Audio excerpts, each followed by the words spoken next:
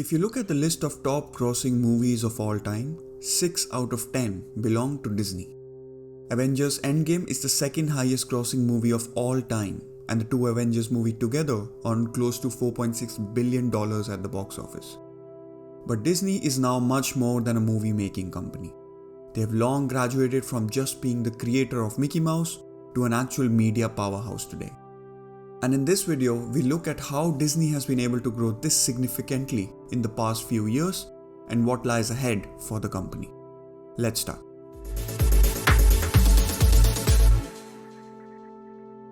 The Walt Disney Company, more commonly known just as Disney, was founded on October 16, 1923 by brothers Walt and Roy Disney.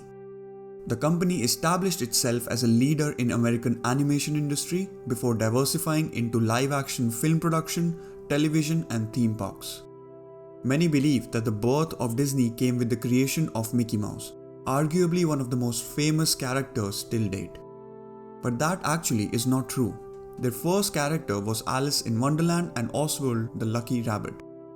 Disney came up with the idea of a mouse character to recover from the loss Oswald the Lucky Rabbit made. Following the success of Mickey Mouse, the company created many other iconic characters like Donald Duck, Snow White, etc. But the real growth story of Disney starts with this man, Bob Iger. In 1996, Bob Iger joined the company through its acquisition of ABC Network, and he would eventually transform Disney into the powerhouse of today. Disney in the early 2000s was actually struggling under the leadership of then CEO Michael Eisner, especially the way he handled the deal with the famous animation studio Pixar. Pixar at the time was owned by Steve Jobs, and they had a unique deal with Disney where Pixar would produce the content and Disney would market it. These two companies had a very public rift related to the release of Toy Story 2, and due to this, the leadership at Disney was changed. In 2005, Disney bought Pixar for $7.4 billion and Michael Eisner resigned as CEO, giving up the position to Bob Iger. This was the very first acquisition from Disney under the helm of their new CEO, who would continue his buying spree to make Disney one of the biggest media giants today. Following Pixar, in 2009, they bought Marvel for the price of $4 billion. The most attractive part of this deal was the 5,000 characters that they would receive rights to. Then in 2012, Disney paid $4 billion for Lucasfilm, which is the owner of the Star Wars franchise and was fully owned at the time by Star Wars creator George Lucas. This deal made George Lucas the second largest shareholder of Disney.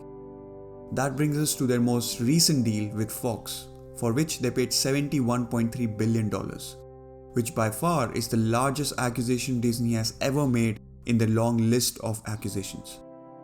All of these companies that Disney bought helped them do two things. The first was to gain market share at the box office.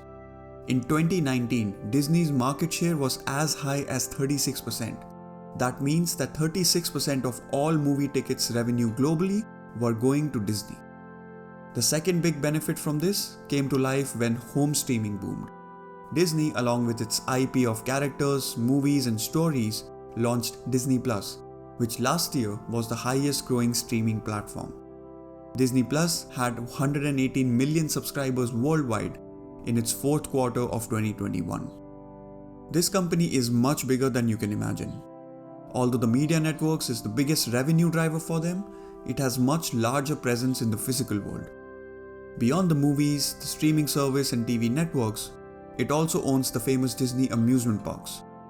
This actually is a completely separate division at Disney and brings in about $20 billion a year for the company, roughly twice of what the studio arm does. The company continues to invest in its future, a strategy that has proven to pay off given the great track record the company has. This can be seen in its stock over the years, and with its latest investments, Disney will be positioned as an even stronger household name as the company navigates the various businesses it owns and continue to transition to digital platforms. I hope you enjoyed this video, and if you did, do drop in a like and subscribe to show your support for this channel. Thank you for watching.